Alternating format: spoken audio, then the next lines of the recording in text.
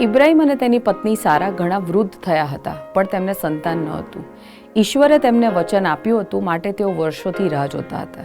તે ઘણો ધનવાન હતો અને તેને વારસદાર જોઈતો હતો, માટે તે સંતાનની રાહ જોતો નહોતો. હકીકતમાં તે બાળકો પર ખૂબ જ પ્રેમ કરતો હતો અને ઈશ્વરે તેને વચન આપ્યું હતું, માટે તે સંતાનની રાહ જોતો. ઈશ્વરનું વચન તેની પાસે આવ્યું, તારા પેટનો જે થશે તે જ તારો વારસ હશે.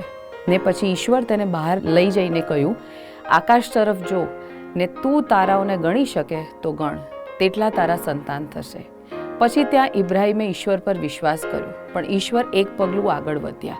તે અદ્ભુત નિશાની દ્વારા તેને ખાતરી કરાવે છે.